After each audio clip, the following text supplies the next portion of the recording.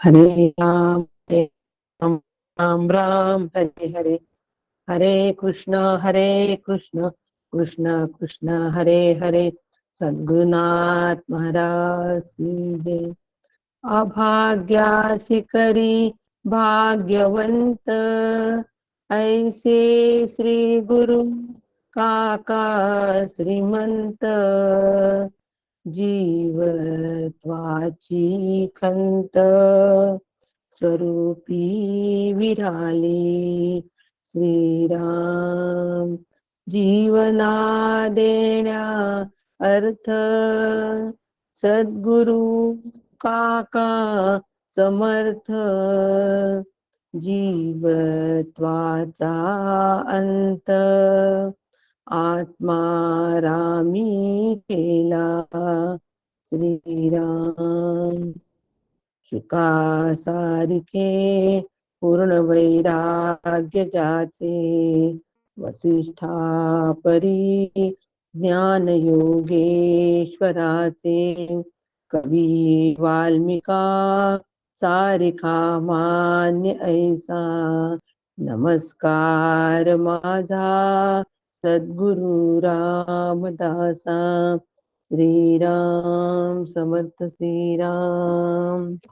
परमपूज्य श्री गुरु डॉक्टर काका यांना साष्टांग नमन करते। परमपूज्य मंदाताई यांनाही साष्टांग नमन करते। परम आदरणीय सुनील काका यांनाही साष्टांग वंदन। आणि श्रोते, आपण जगदीशांची मूर्ती, माझे प्रेरणास्थान म्हणून आपल्यालाही साष्टांग वंदन करते आणि आजच्या चिंतनाला प्रारंभ करते। श्रोते, आपण जगदीश श्रवणे बैसावे एकांती, स्थिर होईल माझी मती, आपणा कृपा प्रसादे। पुनश्च एकदा आपल्याला वंदन करते,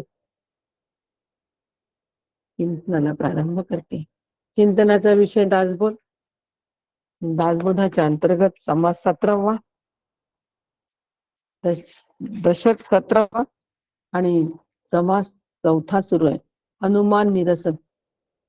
अनुमान निरसन आपण करतोय, अनुमानाचे निरसन करावे असं ह्या समासामध्ये आम्हाला प्रामुख्याने सांगण्यात आलेले आहे की अनुमानाचं निरसन करावं। अनुमान म्हणजे काय? अनुमान म्हणजे अंदाज, आणि अंदाज आम्ही व्यवहारामध्ये घेतो, आपण काल बघितलं, परंतु परमार्थ हा अनुमानावर नसतो, अंदाजावर नसतो, तो अनुभवाचा प्रांत आहे। परमार्थ अनुभवाचा प्रांत आहे, हे आपण कालच पाहिलं। हे कालच पाहिलं की अंदाज परमार्थामध्ये नसतो, तो अनुभवाचा प्रांत आहे। अनुभवावीण मान डोलवू नको रे, हरिभजना वीण काळ घालवू नको रे,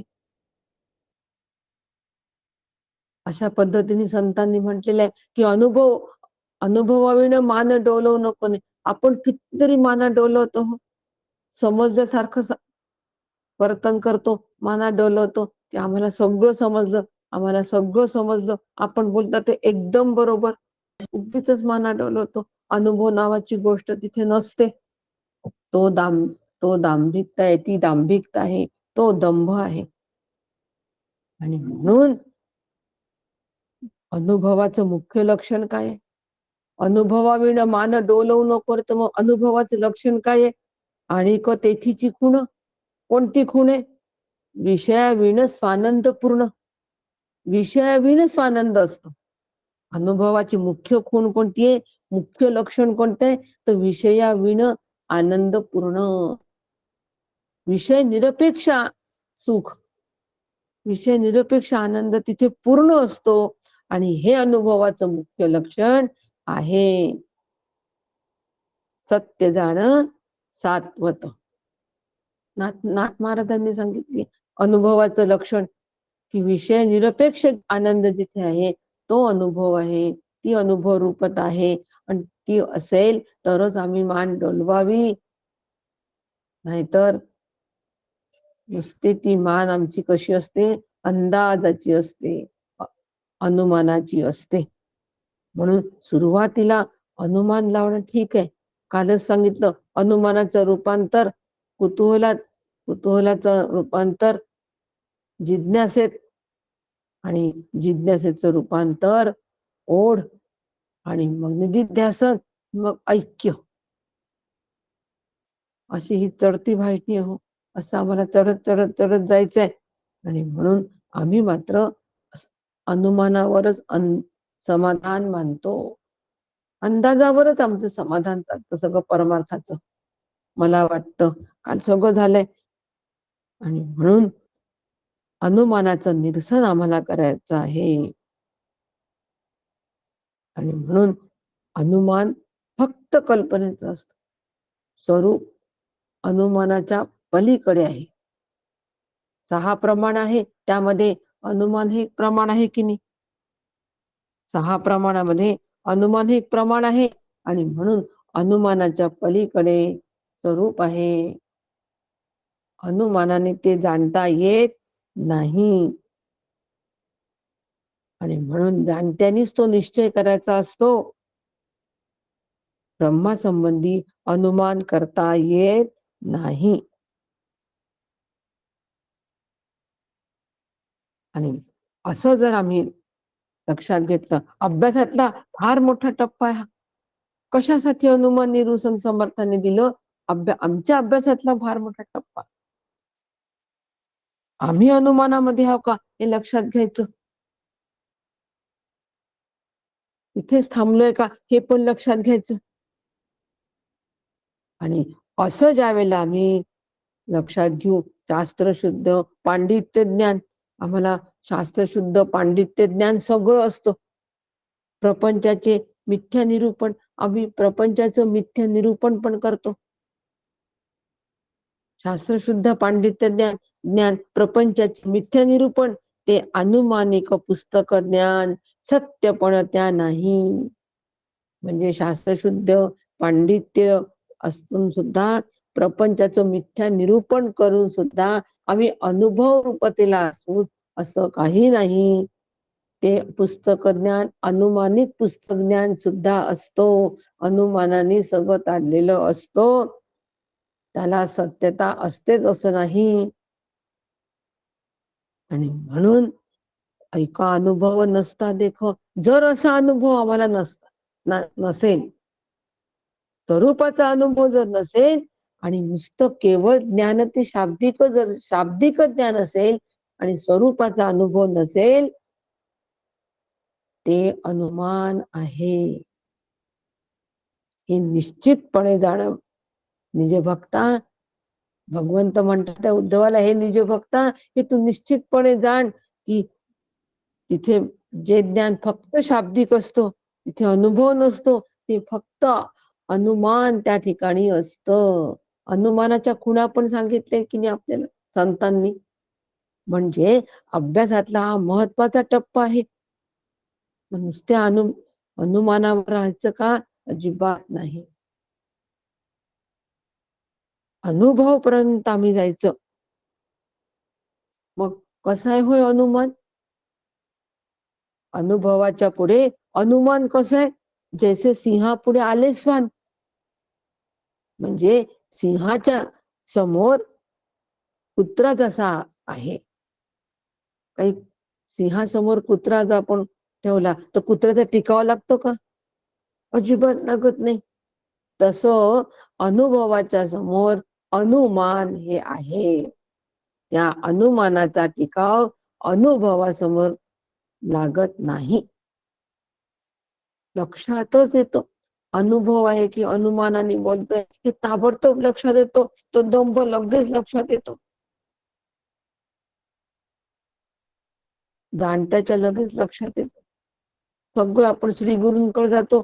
श्री गुरु आम्हाला स्वरूपाचं सगळं वर्णन करत असतात आणि आम्ही इतकं काही मान डोलतो, हो हो हो हो, की जसं काही आम्ही ब्रह्मरूप झालंच आहोत. तिथे कुठेच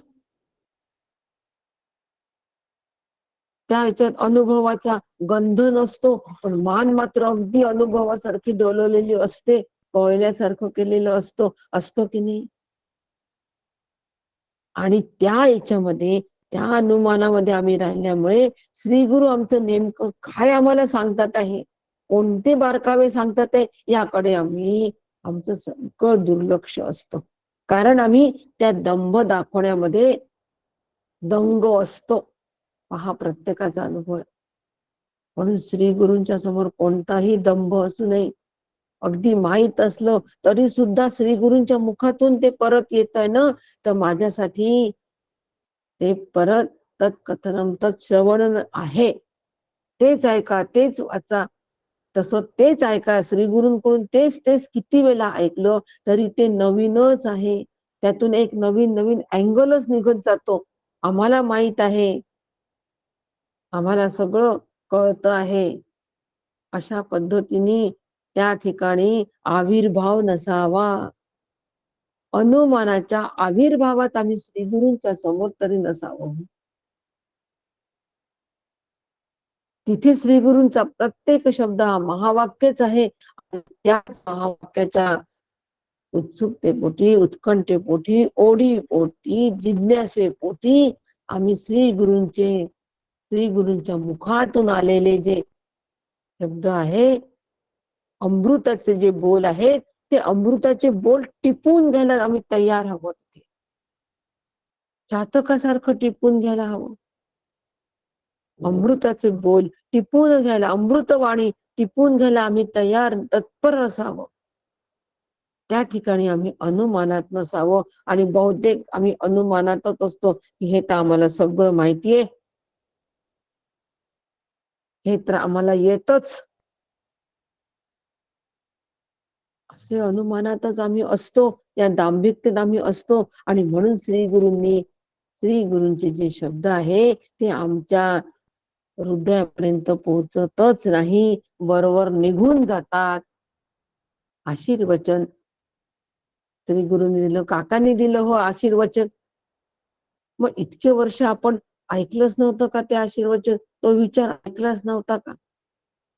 मी अजय आहे, अजर आहे, अमर आहे, हा आमचा निर्णय होत नाही. आम्ही श्रवण करतो, मनन करतो, निधिध्यासन करतो, प्रवचन करतो, पण तरी सुद्धा आमचा हा निर्णय होत नाही. आणि हा निर्णय होण्यासाठी गुरुपौर्णिमेसारखे असे उत्सव असतात. त्या उत्सवाच्या माध्यमातून कृतज्ञता श्री गुरूंबद्दल व्यक्त करायची आणि हा निर्णय झालाच पाहिजे. बस, संपलं आशीर्वचन. नवीन होतं का? शब्द नवीन होते का? अजिबात नाही. तीच मांडणी, तेच शब्द, पण तरी सुद्धा हे सगळं मला माहित आहे असं समजून जर मी ते ऐकलं तर ते वरवर निघून जातो. पाण्यावर आलेला कचरा वरवर निघून जातो. नदीमध्ये पाणी वाहत येतो, वरती कचरा येतो, तो वरचावर निघून जातो. त्या कचऱ्याला काही देणं घेणं नसतं पाण्याशी, परत वर निघून जातो. तसं अगदी श्री गुरूंचे बोल जे आहे हे आम्हाला माहित आहे, सगळं माहिती आहे. अज अजर अमर काय आहे हे सगळं माहिती आहे. हा फक्त अनुमान असतो, हे फक्त अंदाज असतो आमचा, अनुभव नसतो. आणि दाखवतो अनुभवासारखं, अनुमानात असतो. सगळं श्री गुरूंनी दिलेला आशीर्वचन बरोबर निघून जातो. हो, हे अंतःकरणात रुतलं पाहिजे. वारंवार वारंवार ते आठवलं पाहिजे. वारंवार त्याचा आम्ही अंमल केला पाहिजे, त्याच्यावर अंमलबजावणी झाली पाहिजे. ते आमच्या जीवनात वारंवार मला उतरवता आलं पाहिजे. ज्या ज्या वेळेला मी जन्मलं मला वाटेल, त्या वेळेला मी अजय वाटलं पाहिजे. ज्या ज्या वेळेला आम्ही आता आमचं वय होत आलं, झालं, संपलं, कारकीर्द वाटत असेल, त्या वेळेला मी अजर आहे वाटलं पाहिजे. ज्या ज्या वेळेला मला मृत्यूचं भय वाटत असेल, मला मृत्यू असं वाटत असेल, त्या वेळेला मी अमर आहे वाटलं पाहिजे. श्री गुरूंचं आशीर्वचन हृदयाच्या कप्प्यामध्ये जतन करून मी ठेवलेलं आहे. आणि प्रसंगाला मी ते सतत आहे आहे आहे हे तपासून पाहिलं पाहिजे. मग अनुमानामध्ये राहायचं का? अजिबात नाही. एवढा मोठा मोलाचा आम्हाला समर्थ दुसरा समास आहे हा अनुमानामधला. एक अनुमानामधला समास समर्थांनी आम्हाला सांगितलं. यापूर्वी आपण बघितले अनुमान निरसन, त्यावेळेला आपण हे मुद्दे पाहिलेले आहे. पण त्याच्यानंतर बरेच दिवस झाले आणि आता परत दुसरा हाच अनुमान निरसन चालू आहे. दोनदा समाज ग्रंथामध्ये समर्थांनी अनुमानावर भर दिलेला आहे. म्हणजे साधकाला दाट फसण्याची शक्यता जिथे आहे त्याच्यावर समर्थांनी भर दिलेला आहे आणि आम्हाला त्याच्यातून अनुमानातून काढण्याचा प्रयत्न केलेला आहे आणि आम्ही निश्चितपणे त्या अनुमानामध्ये न राहता अनुभवाकडे वाटचाल करावी. मग त्यासाठी नेमका कशा पद्धतीने मी अभ्यास करावा याचं संपूर्ण मार्गदर्शन समर्थ या समासात करतात आहे. काल आपण यामधल्या 10 ओव्या बघितलेल्या आहेत. 10 ओव्यांचा अभ्यास सुंदर आपण केलेला आहे, काल सविस्तर केलेला आहे. आज त्याच्या पुढचा अभ्यास करू. 31 ओव्यांचा समास आहे, म्हणजे आता फक्त 20 ओव्या राहिलेल्या आहेत. होऊ शकतो की या 20 ओव्या 25 मिनिटांमध्ये होतील. लवकर थांबू, काही हरकत नाही, परंतु नीट समजून घेऊ. समर्थांना आम्हाला काय सांगायचंय, वक्त्यासाठी ह्या ओव्या आहेत असं जर कोणी म्हणत असेल तर ठीक आहे, तेही बरोबर आहे. पण मी वक्ताच आहे. मला आपलाची वाद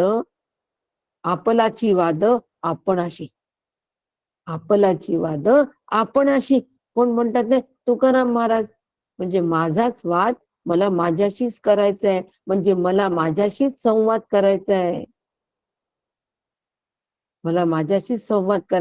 म्हणून वक्ता या भूमिकेमध्ये मी आहे आणि श्रोता या भूमिकेमध्ये सुद्धा मी आहेच. दोन्ही भूमिकेमध्ये साधक आहे आणि असा दोन्ही भूमिकेमध्ये आम्ही असताना आम्ही कसं असावं, मग कसा अभ्यास करावा. तर समर्थ म्हणतात, घडी एक विमळ ब्रह्म, घडी एक म्हणे सर्व ब्रह्म, द्रष्टा साक्षी सत्ता ब्रह्म, क्षण एक. ब्रह्माला नामरूपे व त्रिगुणांचा मळ नाही असे एकदा सांगतो व लगेच नामरूप त्रिगुणात्मक जगत ब्रह्मरूप आहे असेही सांगतो. एकदा म्हणतो की त्रिगुणांचा मळ नाही, नामरूप नाही असं म्हणतो ब्रह्माला, लगेच म्हणतो की जगत ब्रह्मरूप आहे, नामरूप आणि त्रिगुणामध्ये जगत आहे हे ब्रह्मरूप पण आहे. म्हणजे परस्पर विरोधी मांडणी नेहमी करतो. परस्पर विरोधी मांडणी जर केली तर आमच्या अंतःकरणात एक निर्णय होणार नाही. त्या निर्णयाला फाटे फुटतील, त्या निर्णयाला कंगोरे फुटतील. नेमकं काय आहे? ब्रह्माला मळ, नामरूप आणि त्रिगुणाचा मळ नाही हे पटतं, पण मग हे जगत ब्रह्मरूप आहे. म्हणजे जगताची मांडणी इकडे करायची, इकडे स्वरूपाची पण मांडणी करायची. एकाच वेळेला जीवाकडची मांडणी, एकाच वेळेला स्वरूपाकडची मांडणी. नामरूप त्रिगुणात्मक जगत ब्रह्मरूप आहे ही जीवाकडची मांडणी. जीवाला पहिले सांगावं लागतं की बाबा रे, हे जे जगत आहे ना, ह्या जगतात नामरूप आहे आणि हे जे जगत आहे ना हे त्रिगुणात्मक आहे. हे त्या जीवाला सुरुवातीला सांगावं लागतं. आणि म्हणून तू या जगतामधचं चिंतन करू नको, कारण नामरूप माईक आहेत, त्रिगुण सुद्धा माईक आहेत, भासमान आहेत, सगळं कल्पित आहे. हे जगत सगळं कल्पित आहे. जगत कल्पित आहे हे सांगण्यासाठी नामरूप आणि त्रिगुणात्मक हे सांगावं लागतं. जीवाकडची भाषा ही सगळी जीवाला सुरुवातीला सांगावं लागते आणि एकदा ती सांगून झाल्यानंतर ज्या वेळेला हे जगत माईक आहे याचं चिंतन करायचं नाही, हे अनात्म आहे याच्या नादात राहायचं नाही. चिंतन करायचं नाही म्हटलं की आम्हाला कठीण वाटतं, नादात राहायचं नाही म्हटलं की हा सोपं वाटतं. आता आपल्या जगाची भाषा, ह्या जगताच्या नादात राहायचं नाही. व नादात कशाचं राहायचं? ह्या जगताचं जे अधिष्ठान ब्रह्म आहे त्या ब्रह्माच्या नादात राहायचं. त्याच्या अनुसंधानात राहायचं, त्याच्या चिंतनात राहायचं. आता स्वरूपाकडची भाषा सुरू झाली. लक्षात घ्या, अभ्यास करताना एक जीवाकडची भाषा असते, एक स्वरूपाकडची भाषा असते. जीवाकडची भाषा जी आहे ही साधना सांगते, आणि स्वरूपाकडची जी भाषा आहे हा अनुभव रूपता सांगते. आहे की नाही दोन भिन्न फार बारीक मुद्दे आहे. सगळे आपण छान अभ्यासक आहात. सकाळी उपनिषदांचं श्रवण करून कान कसे अगदी तयार झाले, अंतःकरण तयार, अंतःकरण वृत्ती आहे. म्हणून निश्चितपणे माझं विधान कठीण जाणार नाही. एक जीवाकडची भाषा, एक स्वरूपाकडची भाषा. आधी जीवाकडची भाषा जीवाला सांगायची, त्याला साधन करायला लावायचं, आणि मग त्याला स्वरूपाची भाषा कळू लागेल. एकदम त्या स्वरूपाची भाषा कळणार नाही. मुलाला पहिले चॉकलेट देऊनच शिकवावं लागतं की नाही सगळं, आणि मग त्याच्यानंतर तो अभ्यास बिना चॉकलेट करतो. सुरुवातीला अभ्यास त्याला चॉकलेट देऊनच करावं लागतं, आणि मग पुढे मोठा झाल्यानंतर त्याला कोणतेही आमिष तो.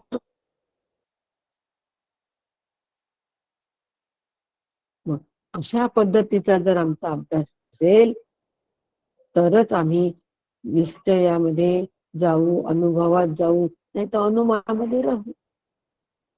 गटांगळ्या खात अनुमानामध्ये राहणं म्हणजे गटांगळ्या खात. ना धड इकडे ना धड स्वरूपाकार, मधल्यामध्ये गटांगळ्या खातो. आणि म्हणून द्रष्टा साक्षी व सतत निश्चय क्षणात चंचल झाले सांगून ब्रह्म चंचल असल्याचे विधान.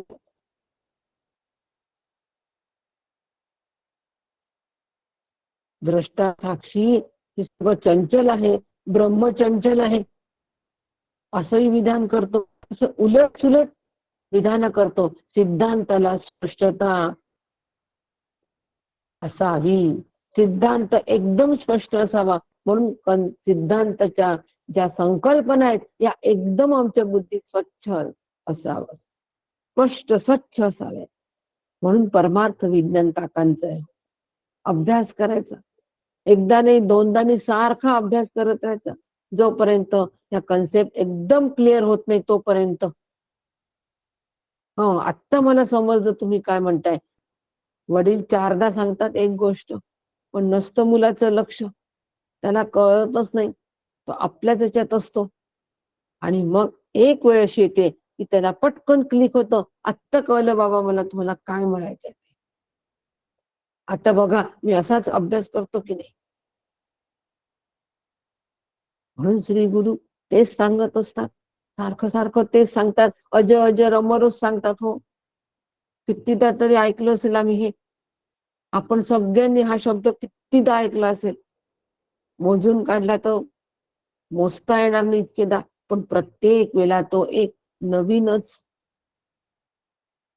घेऊन येतो, नवीन प्रेरणा घेऊन येतो, नवीन उर्मी घेऊन येतो. आणि त्यामुळे आम्हाला रेटा सुद्धा पुढचाच मिळतो, आम्हाला गती पण ती पुढचीच मिळते. पण अशा पद्धतीने श्रवण केलं तर आम्हाला सगळं माहीतच आहे. अनुमानामध्ये राहून जर आम्ही श्रवण केलं तर काही पदरात पडत नाही. हो, अजिबात पडत नाही. म्हणून श्रवण कसं करायचं, म्हणून मी सांगते ना की अभ्यास कसा आहे, काकांनी सांगितलंय कसा अभ्यास करायचा. केशराचं माप, टू द पॉइंट, गाजराचं माप नाही, केशराचं माप प्रमाणे अभ्यास करायचा. ब्रह्म एकटे आहे असा अभ्यास आम्ही केला.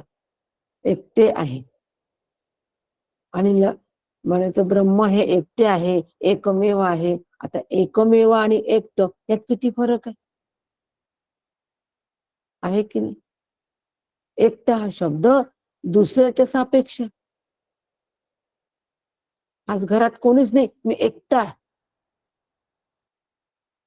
दोनच्या सापेक्ष एकटा शब्द आहे. ब्रह्मस्वरूप याला दुसरं कोणीच नाहीये, ते सगळीकडे भरले आहे, निरपेक्ष व्यापक आहे, म्हणून ते एकमेवच आहे. पण आम्ही एकमेव आणि एकटं याचा एकच अर्थ समजतो. आणि असा अर्थ आम्ही लावल्यामुळे इथे आमच्या संकल्पना स्पष्ट नसल्यामुळे आम्ही सर्रास असं म्हणत असतो, आपलं काही चुकलं असं वाटतच नाही. त्याच्यात काय आहे, एकटं काय नाही, एकमेव काय. आम्हाला सांगायचंय, हेच सांगायचंय आम्हाला की एकच आहे ते, हेच सांगायचंय. एकटं का म्हटलं? तुम्ही सापेक्षतेची भाषा कशी केली इथे? सापेक्षता बुद्धीमध्ये आहे म्हणून सापेक्षतेची भाषा केली. आम्ही सुखी आहोत, दुःखाच्या सापेक्ष सुखी आहोत. आम्ही श्रीमंत आहोत, या गरीबच्या सापेक्ष आम्ही श्रीमंत आहोत. डोक्यामध्ये सापेक्षता भरलेली आहे, दुःख भरलंय म्हणून सुख सांगावंसं वाटतं, दारिद्र्य माहितीये म्हणून श्रीमंती सांगावीशी वाटते. म्हणून दुसरं आहे म्हणून एकटं आहे सांगावंसं वाटतं. आज मी एकटीच आहे, एकटा जीव सदाशिव आहे की नाही फरक कन्सेप्ट मध्ये. म्हणून परमार्थाच्या कन्सेप्ट एकदम क्लिअर असाव्यात, स्पष्ट असाव्यात. आणि त्या स्पष्ट होईपर्यंत श्रवण मनन निधिध्यासन करावंच.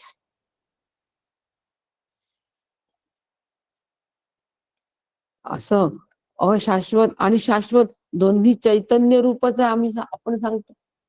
शाश्वती चैतन्य रूप आहे आणि अशाश्वती चैतन्य रूप आहे. परंतु ते शाश्वत आणि अशाश्वत याच्यामधला भेद नेमका काय आहे, काय भिन्नता आहे, हे स्पष्ट करत नाही कधीच. ढोबळ मनाने सांगून देतो कडे तर ब्रह्म आहे, जडात आहे चेतनातही आहे. पण जडात कसं आहे चेतनात कसं आहे हे माहित असतं का आपल्याला? शाश्वत आणि अशाश्वत दोन्ही चैतन्य रूप आहे. अशाश्वत चैतन्य रूप आहे म्हणजे अशाश्वताला सुद्धा चैतन्याने व्यापलेलं आहे हे आपल्याला कळत नसतं. आणि आम्ही विधान करायचं करून घेतो, कारण ऐकलेलं असतं ना आतापर्यंत, त्याच्यावर विधान करतो. डॉक्टरांचा मुलगा असतो, डॉक्टर असतात, वडील डॉक्टर आहे, मुलगा काय सांगतो? समजा त्या मुलासमोर जर एखादा पेशंट आला, बरं वाटत नाही असं जर म्हटलं तर तो अंदाजे सांगतो, तुम्हाला काय झालं ते सरळ सांगतो आणि सरळ औषधी देतो सांगून, तुम्हाला हे घ्यावं लागेल. त्याला ज्ञान आहे का? अनुभव आहे का? नाही. फक्त वडिलांचं ऐकलेलं आहे त्याच्यामुळे तो अंदाजाने टोले लावून देतो. आपण म्हणतो की बापरे, खरंच डॉक्टरचा मुलगा डॉक्टरच शोभतो. कशाचा शोभतो? अंदाजाने टोले लावलेले असतात, कारण सतत कानावर तेच पडत असतं म्हणून ते बोलत असतो. ते तसं आमच्या कानावर सतत आम्ही खूप श्रवण करतो, सकाळपासून संध्याकाळपर्यंत श्रवण खूप करतो आणि खूप श्रवण केल्यामुळे सगळीकडचं भारूड डोक्यामध्ये ठेवतो आणि मग सगळेच सापेक्षता विधान वापरतो, त्याच्यानंतर परस्पर विरोधी विधान वापरतो. पण त्याचा आम्हाला समजतच नाही त्यातले बारकावे. आम्ही परस्पर विरोधी वापरतोय, सापेक्षवादी विधान आम्ही वापरतोय, ज्ञान अज्ञान एकत्र करून सरमिसळ आम्ही वापरतोय. दोन आत्मे बोलत आहे, कसं बोलतो आपण बघा. दोन आत्मे बोलत आहे, आत्मा दोन की एक हो? शरीर दोन आहेत, दोघं मित्र बोलतात आणि म्हणतात दोन आत्मे आपसात बोलतात आहे. तेवढी मोठी संकल्पना सगळीच चुकली ना. पण त्यांना वाटतं वा वा आपण काय बोलतोय आध्यात्मिक, आणि आत्म्याशिवाय बोलतच नाही आम्ही, आत्म्याशिवाय बोलतच नाही. दोन आत्मे जाणकार असेल तर म्हणतो दोन आत्मे, आत्मा एकमेव अद्वितीय, दोन आत्मे कसे? हा फरक पडतो. म्हणून स्वच्छ, स्पष्ट, स्फटिकासारखं आमचं ज्ञान असलं पाहिजे. थोडं घ्या, पण स्पष्ट, स्वच्छ असावं. संकल्पना स्पष्ट असावा. त्याच्याशिवाय नाहीच बोलू हो. नाहीच बोलू. आणि असा जो सावळा गोंधळ असतो, याला समर्थांनी, काकांनी सावळा गोंधळ म्हटलंय. उगीच करी गथा गोवी, तो लोकास कैसी उगवी. असा जो सावळा गोंधळ असतो, तो लोकांचं समाधान करू शकत नाही. जिज्ञासूंना उत्तर देऊ शकत नाही. असे उलट सुलट सिद्धांत सांगून सगळं फिरवून ठेवतो समोरच्या माणसाला. म्हणून सावध असावं. अशा लोकांपासून आम्ही पण सावध असावं. ज्यांचं अर्धवट ज्ञान आहे, कच्च ज्ञान आहे, त्यांच्यापासून सावध असावं. सरळ येत नाही म्हणून सांगावं, पण उगीच उत्तर देण्याचा फार्स करू नये. काही त्याच्यामध्ये कमीपणा नाही हो. सगळ्याच गोष्टी आल्या पाहिजे थोडी. आपला प्रश्न मला समजला, पण मी उत्तर नाही देऊ शकत, तर मी दुसऱ्या कोणाला विचारते आणि आपणाला उत्तर देते. पण उत्तर देईल मीच, कारण माझाही अभ्यास होतो म्हणून. आणि अशा पद्धतीने घाली शास्त्राची दडपण, प्रचिती विण निरूपण, पुसो जाता उगाच सीन अत्यंत मान. अनुभव न घेताही आमचं निरूपण सुरू असतं. आणि शास्त्रवचन आम्ही श्रोत्यांवर फेकत असतो, नुसते फेकत असतो. आणि त्यांना आम्ही त्या दबावाखाली आणतो. काय शास्त्र अभ्यास आहे, बापरे, एवढा शास्त्र अभ्यास आहे. त्यांना आम्ही दबावाखाली आणत असतो त्या विद्वत्तेनी. पण कोणी जर एखादा प्रश्न विचारला, तर मग मात्र आमची ततपप होती की नाही. कसं उत्तर देऊ, काय उत्तर देऊ. म्हणजे अद्याप आमचा अभ्यास व्हायचा आहे. पक्क लक्षात ठेवायचं. जर कोणी प्रश्न विचारला, प्रश्न द्यायला जर मन मागे पुढे करत असेल, कचरत असेल, तर अभ्यासाबाबत आम्ही एवढं निश्चितपणे सांगू शकत नाही. म्हणजे अभ्यासच झाला नाही म्हणून. परत त्याच्यामध्ये जर आपण सांगितल्यानंतर जर कोणी आपल्याला त्याची बिदागी दिली, म्हणजे काहीतरी भेट वस्तू देतील म्हणून आपण सांगत असू, तर तिथे सावध असायला पाहिजे हो सांगणारे. तिथे सावध असायला पाहिजे. समर्थ किती बारकावे सांगून राहिलेत पहा. आपण बोलल्यानंतर आपल्याला आपलं ऋण चुकतं करण्यासाठी समोरची व्यक्ती नक्कीच काहीतरी देईल. फुलला फुलाची पाकळी. अशा अपेक्षेने जर आपण सांगत असू, एखादी बारीकशी जरी लकीर अंतःकरणात असेल, तरी सुद्धा ते सांगणं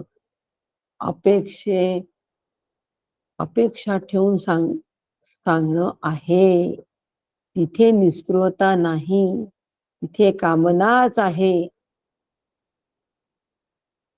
आणि असं कामना ठेवून बोलणारा जो असतो,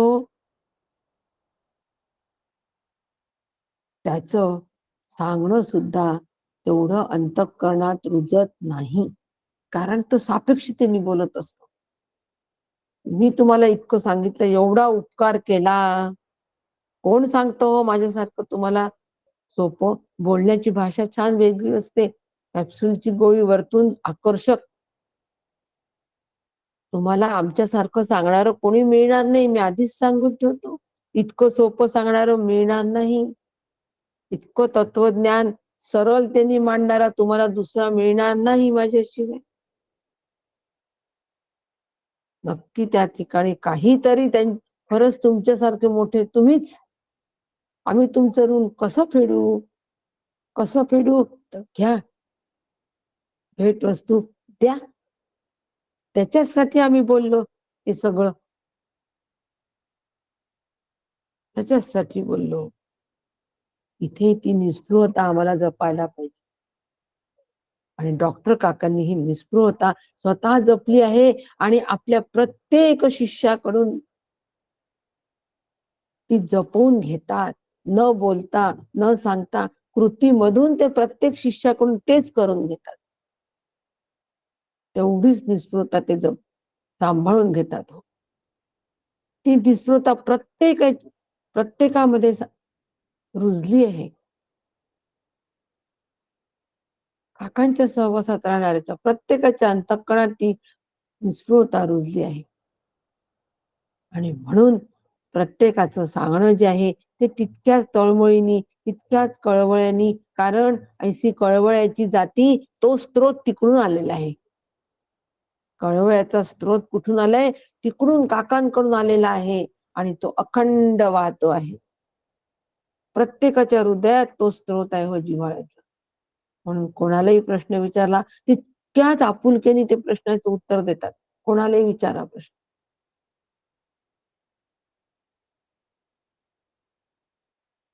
अशी मात्र अशा पद्धतीने आमचा अभ्यास पाहिजे. म्हणून समर्थ आम्हाला डॉक्टरची दृष्टांत देतात आहे की डॉक्टरांनी आपल्याच औषधाची वारेमास स्तुती करावी आणि त्याचा एकही गुण दिसू नये त्या औषधाचा, स्तुती मात्र भरपूर.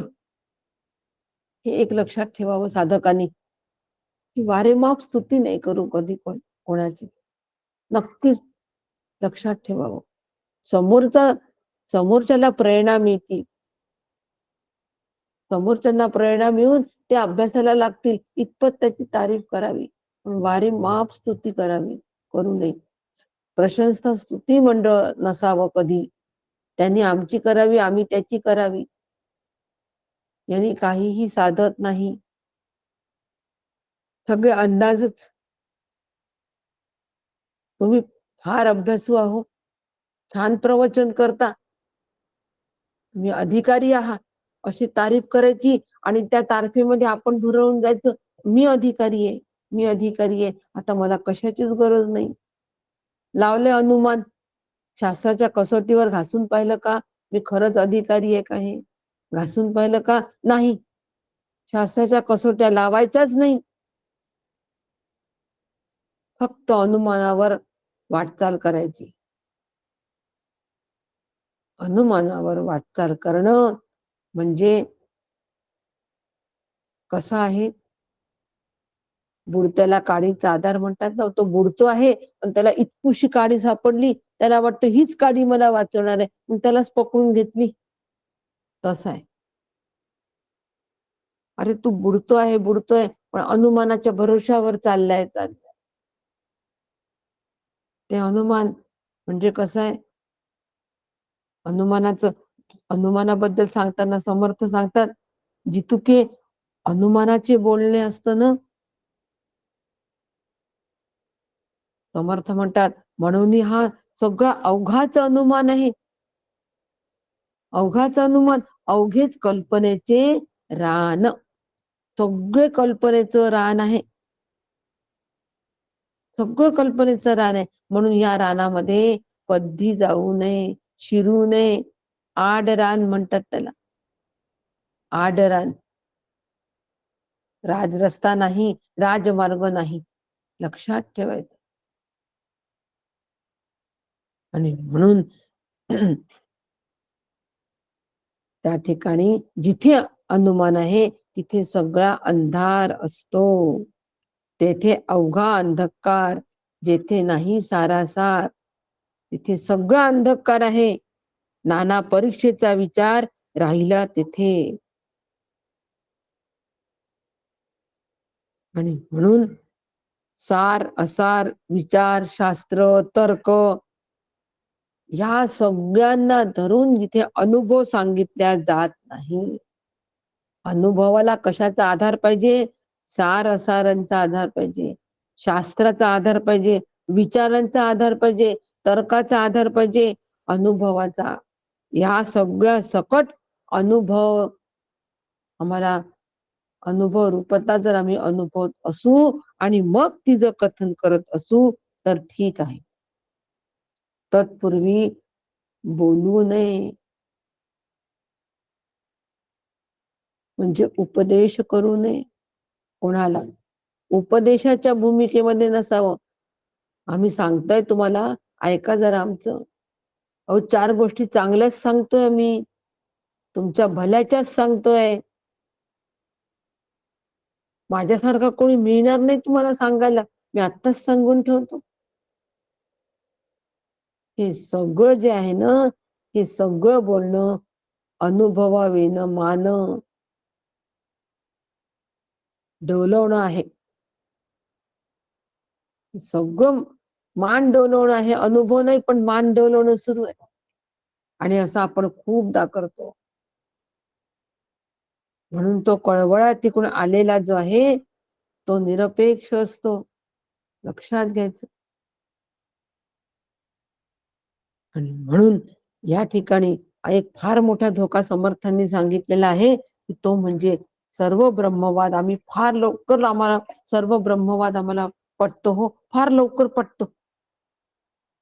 सर्वं ब्रह्ममयम रे रे सर्वं ब्रह्ममयम.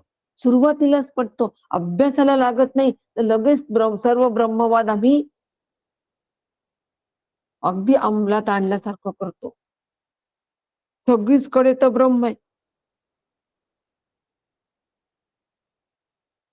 साधकाने सगळीकडे ब्रह्म आहे म्हणणं आणि सिद्धांनी सगळीकडे ब्रह्म आहे म्हणणं, यात जमीन अस्मानचा फरक आहे.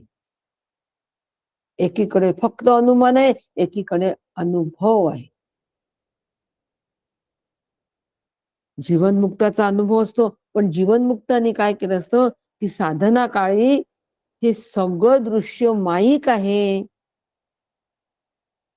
असं म्हणून त्या दृश्य जगताबद्दल अनासक्ती बाळगलेली असते. जीवनमुक्तानी अनासक्त वृत्तीने तो दृश्य जगतात राहत असतो आणि वैराग्य सांभाळतो, वैराग्य जोपासतो आणि सोहम साधना श्री गुरूंकडून सोहम साधन घेऊन ते सोहम साधन अखंड करतो आणि गुरु कृपेने मुक्त होतो. तेव्हा मग जीवन मुक्त म्हणतो की सर्वम ब्रह्ममयम रे रे सर्वम ब्रह्ममयम. आणि साधक मात्र तुटपुंज ज्ञान अगदी 2 दिवस झाले अभ्यासाला लागले, नुकताच अनुग्रह घेतलाय आणि नुकताच अनुग्रह घेतल्यानंतर 2च पुस्तकं वाचले तर म्हणतात की सगळं कसं ब्रह्मरूपच आहे. आता आम्हाला अजिबात काळजी नाही. आम्ही पण ब्रह्मरूप, जग पण ब्रह्मरूप आहे. हो का? सगळं अनुकूल आहे म्हणून ब्रह्मरूप म्हणतात आहे. थोडी प्रतिकूलता येऊ दे. मग प्रतिकूलता आल्याबरोबर या ठिकाणी सगळं धडाधड मजले कोलमडून पडतात. कुठे गेलं सर्व ब्रह्मवाद? त्यावेळेला आपला नित्याचा अनुभव आहे.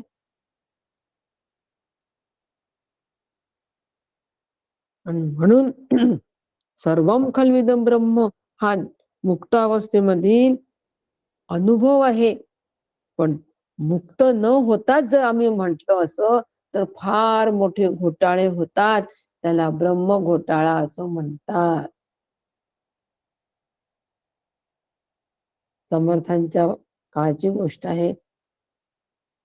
एक चांगले विद्वान होते आणि ते विद्वान एका झाडाखाली आराम करत बसले होते. वरती 2 पक्षी होते. ते बोलत होते आपसामध्ये. ते कोण होते? पक्षी मागच्या जन्मीचे चांगले गाढे अभ्यासक होते, विद्वान होते आणि ते आपसामध्ये बोलत होते.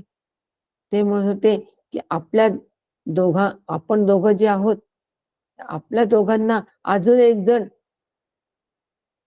आपल्यामध्ये येऊ इच्छितो. ते आला तर किती बरं होईल. दुसरा म्हणतो कोण आहे रे? तो खाली बसलाय. तो खाली बसलाय. वरती कोण होते? पक्षी नव्हते ते, ब्रह्म राक्षस होते. आणि ते बोलत होते की अजून एक जण जर आला तर किती चांगलं होईल. तो तिसरा कोण आहे? हा खालचा आहे म्हणे. विद्वान, पंडित, पण कोरडा. ते ऐकलं त्यांनी त्या विद्वानाने ऐकलं आणि म्हणाले, वरती 2 ब्रह्मराक्षस आहेत, म्हणजे मी पण आता ब्रह्मराक्षसच होईल तिसरा. तडक समर्थांचे पाय धरले हो आणि शरणागती पत्करली. समर्थांची शरणागती घेतली म्हणजे नुसती कोरडी विद्वत्ता कुठे नेते आम्हाला. त्या ब्रह्मराक्षस नुसती विद्वत्ता, कोरडी विद्वत्ता, नुसत्या अनुमानाच्या याच्यावर असलेली विद्वत्ता काहीही कामाची नाही. आणि असा सर्व ब्रह्मवाद जर आम्ही सुरुवातीला स्वीकारला ना, तर मग मात्र निर्णय, तर्क, पवित्र, पतित हे सगळं ब्रह्मरूप आम्ही म्हणतो. मग काय हरकत आहे, सगळंच तर ब्रह्मरूप आहे. संवाद सांगते हो काही ऐकलेले, सगळंच ब्रह्मरूप आहे, सगळ्यामध्येच ब्रह्म आहे. मग जर आम्ही मदिरा प्यायलो तर काय बिघडलं, ती पण तर ब्रह्मरूपच आहे. काय संवाद असतात बघा, प्रत्यक्ष ऐकलेले संवाद. आणि अशा पद्धतीने सर्व ब्रह्मवाद जो आहे, हा सर्व ब्रह्मवाद जर आम्ही सुरुवातीला स्वीकारला, साधन काळातच स्वीकारला, तर अनेक ब्रह्म घोटाळे होतात. अनेक ब्रह्म घोटाळे होतात आणि त्या घोटाळ्यासकट जर आम्ही देह ठेवला तर ते ब्रह्म पिशाच्च, 2 पिशाच्च जसे बसले होते ना वरती, तसे ब्रह्म पिशाच्च आम्ही होतो. तत्वज्ञानाची हडळ करायची नाहीये. तत्वज्ञान पिठी साखरेसारखं घोळलं पाहिजे आमच्या जीवनामध्ये. म्हणून फक्त अनुमानावर राहायचं नाही. मग अनुभवासाठी नक्कीच आम्ही तातडी करावी की नाही, अनुभवासाठी नक्की करावी तातडी. आणि म्हणून सर्व संघाचा परित्याग, अनिर्बद्ध विषयभोग सारखेच होतात. सर्व ब्रह्मवाद जर स्वीकारला तर लक्षात घ्या, फार मोठा धोका आहे हा सर्व ब्रह्मवादाचा. आज आपण थोडं श्रवण करतो वर्ष 2 वर्षाचा आणि म्हणतो सगळीच कडे ब्रह्म आहे. मग सिनेमा पाहिला तर काय हरकत आहे, सिनेमात पण तर ब्रह्म आहे. सिनेमाचे गाण्यामधून तोच तो अर्थ निघतो. कोणता अर्थ निघतो? काढलं सिनेमाचं एखादं गाणं आणि त्या सिनेमाच्या गाण्याचा अर्थ त्याच्यातून अध्यात्म सांगायला सुरुवात केली. कसं, तू नाही तो ये ऋतू, ये हवा क्या करू. पहा बरं, भगवंत नाही तर ही हवा, हे सगळं ऋतू काय कामाचं आहे की नाही, निघतो की नाही अर्थ. बरोबर आहे, समोरचा म्हणतो अगदी बरोबर आहे. अनुमान फसलो. मग सिनेमा पाहायचा, सिनेमातल्या गाण्यातून अध्यात्म काढायचं शोधून आणि अध्यात्म समाधान करायचं की आम्ही आध्यात्मिक आहोत. याला आध्यात्मिक म्हणत नाही. हे अनुमान काढत असो आपण तर याला अजिबात आध्यात्मिक म्हणत नाही. सगळंच ब्रह्मरूप आहे तर मदिरा प्याली तर काय हरकत आहे, ती पण तर त्याच्यात पण तर ब्रह्म आहे. मग तुम्ही माती पण खा ना, ती पण तर ब्रह्मरूप आहे. मग ती का नाही खात? भूक लागली म्हणून. भूक लागली म्हणून माती का नाही खात? ब्रह्मरूपच आहे ना. असं होत नाही. म्हणून आमचा अनुभव, आमचा अनुमान जे आहे, या अनुमानापर्यंत साधन नसावं, अनुमानाच्या पलीकडे ते साधन जावं. अनुमान सुरुवातीला उपयोगाचं आहे पण नंतर ते अजिबात उपयोगाचं नाही. जो भेद केला ईश्वराने तो ईश्वराचा भेद सगळं ब्रह्मवाद आहे म्हणून त्या भेदाला आपण अजिबात टाळू शकत नाही. सगळं ब्रह्ममय, सगळं ब्रह्ममय. म्हणून ज्ञानेश्वर माऊली काकांनी सांगितले की ज्ञानेश्वर माऊलींना जरी सगळीकडे ब्रह्म दिसत असलं तरी पण ते तवा भूक लागली की तवा खायचे नाही, ते भाकरीच खायचे. नाहीतर तवाई ब्रह्मरूप, भाकरी ब्रह्मरूप, ती चुलही ब्रह्मरूप. पण माऊलींनी कधी तवा खाल्ला नाही, भाकरीच खाल्ली. म्हणून साधना ही अनुमानापर्यंत नसावी, त्या मर्यादेपर्यंत नसावी, त्याच्या पुढे जावी. म्हणून ईश्वराची व्यवस्था बदलता येत नाही. ती बदलली तर जीवन अजिबात उरणार नाही. म्हणून सर्व ब्रह्मवाद जो आम्ही साधन काळामध्ये स्वीकारतो तो योग्य नाही. कोणी म्हणावं सर्व ब्रह्मवाद, ज्यांनी अनासक्त वृत्तीने जो राहिलाय, पूर्ण वैराग्य आहे, गुणगंध वैराग्य त्याचं विकसित झालेलं आहे, त्यांनी म्हणावं सर्वं ब्रह्ममयम. रे रे सर्वं ब्रह्ममय. आम्ही मात्र व्यावहारिक भेद लक्षातच घ्यावा आणि अंतःकरणात अभेदाचा निर्णय करत करत वाटचाल करावी. आणि म्हणून शास्त्र मर्यादा सांभाळून आम्ही अत्यंत सावधपणे बोललो पाहिजे. शास्त्र मर्यादा सांभाळून जर आपण बोलत असू, ब्रह्मानुभव घेतल्यानंतर जर आपण बोलत असू, तर ते बोलणे कसं होतं की रूपण बरोबर आत्मसाक्षात्काराचा निर्णय तिथल्या तिथे ते रहस्य उकलतं. आत्मसाक्षात्काराचं रहस्य तिथल्या तिथे उकलतं आणि निश्चय होऊन जातो. जर शास्त्र मर्यादा सांभाळून बोललो, ब्रह्मानुभव घेतल्यानंतर बोललो, तर बोलणाऱ्याचा सुद्धा आणि ऐकणाऱ्याचा सुद्धा, ऐकणारा सुद्धा निशंक होतो. अरे आज माझी कन्सेप्ट क्लिअर झाली, आत्ता मला कळलं नेमकं काय आहे ते.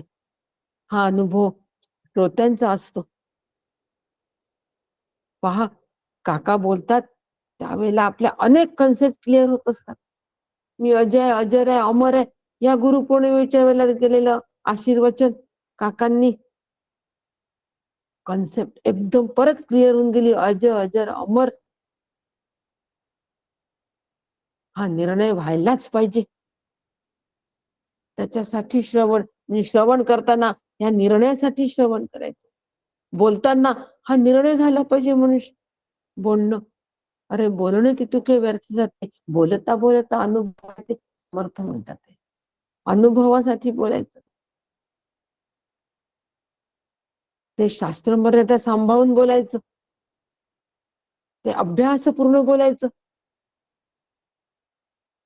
शास्त्र मर्यादा सांभाळून बोललो, अभ्यासपूर्ण बोललो, तर बोलता बोलताच आत्मसाक्षात्काराचं रहस्य तिथल्या तिथे उकलतं. परत समर्थांनी इथे सांगितलंय, बोलता बोलता अनुभवा येते.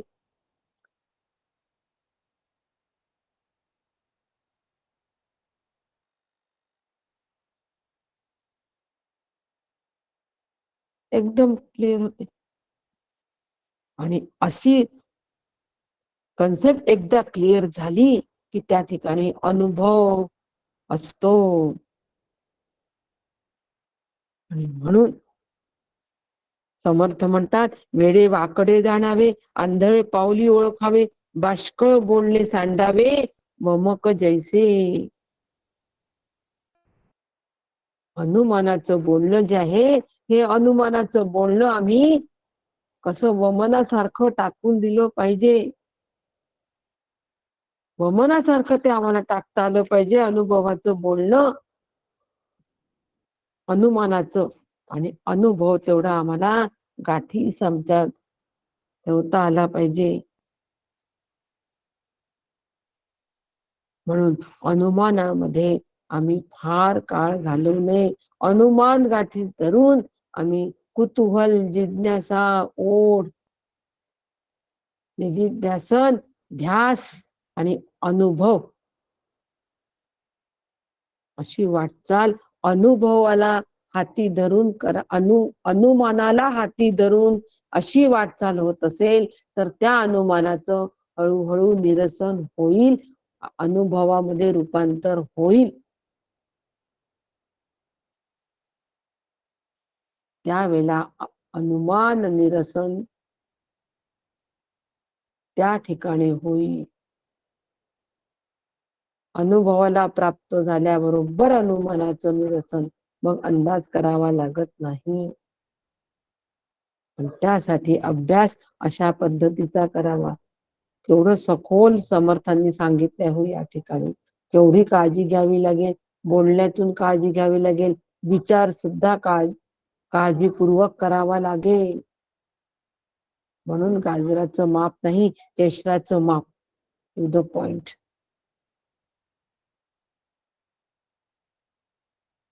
असं अनुमान निरसन सगळ्यांचं आपलं व्हावं आणि आपण सगळे जण माझ्या सकट अनुभवाला प्राप्त व्हावं, असलेल्या अनुभवाला प्राप्त व्हावं असे श्री गुरु चरणी प्रार्थना करते, समर्थांच्या चरणी प्रार्थना करते आणि आजच्या चिंतनाला विराम देते.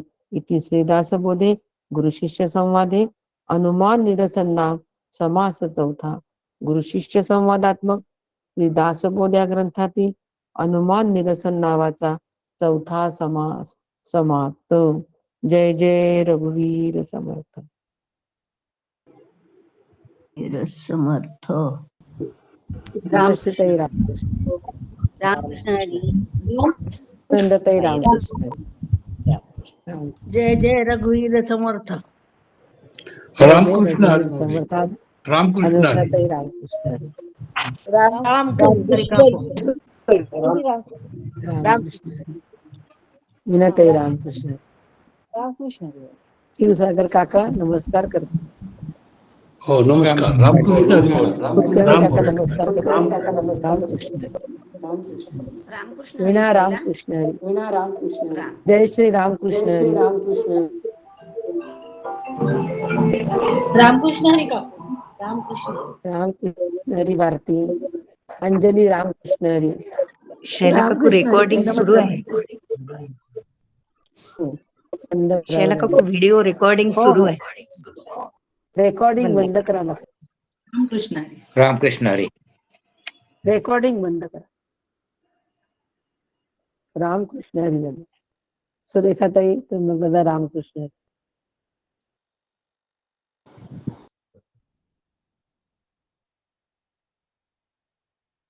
या आपला राम